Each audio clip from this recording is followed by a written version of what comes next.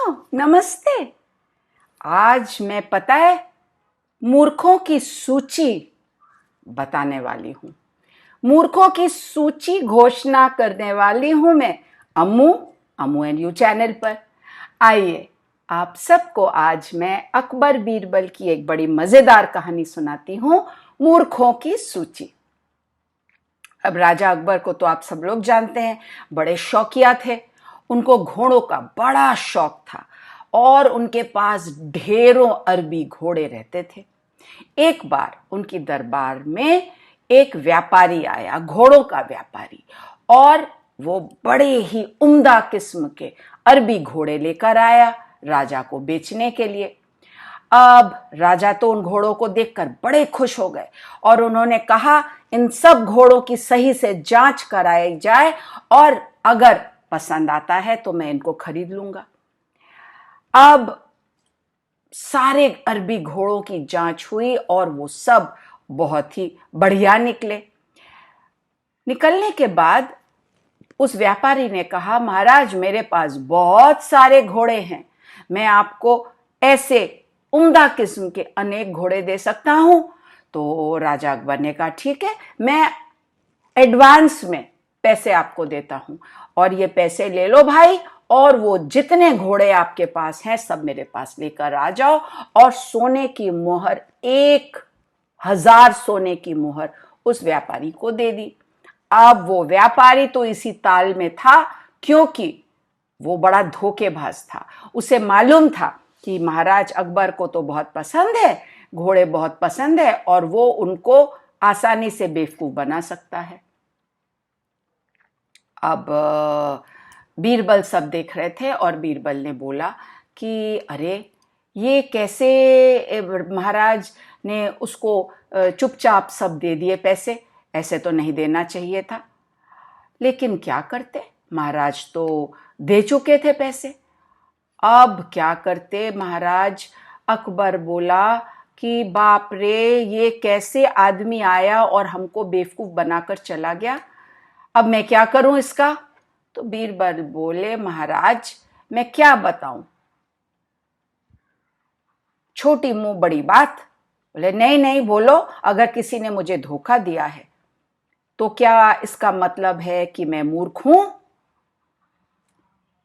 बीरबल चुप रहे। तो अकबर ने क्या कहा, अकबर ने कहा बीरबल जरा मेरे राज्य में कितने मूर्ख हैं वो सब मूर्खों की एक सूची बना के मेरे पास लाओ। बीरबल बनाकर ले आए। लंबी सूची थी, बहुतों के नाम थे। अकबर ने वो सूची देखी, लेकिन देखते ही आग बबूला हो गए। सूची में सबसे पहला नाम महाराज अकबर का था। क्या मैं मूर्ख हूं? हाँ महाराज, मूर्ख तो आप हैं। क्यों? क्योंकि व्यापारी जब आया आप उसकी बातों में आ गए और उसके बारे में कोई जांच पड़ताल ही नहीं की और उसको आपने अग्रिम राशि पेशगी के तौर पर दे दी, वो भी 1000 स्वर्ण मुद्राएं। ये मूर्खता की निशानी नहीं है क्या? अकबर बोले, अरे ऐसा कैसे कह सकते हो तुम कि ये मूर्खता की निशानी है? बिल्कुल भी नहीं। क्या मालूम वो व्यापारी बड़ी दूर से आ रहा हो और वो सब घोड़े लेकर आ जाएगा तब। महाराज कई महीने तो हो गए, अभी आया नहीं। कोई बात नहीं, बड़ी दूर से आ रहा होगा तो इतने सारे घोड़ों को लाने में उसको वक्त तो लगेगा।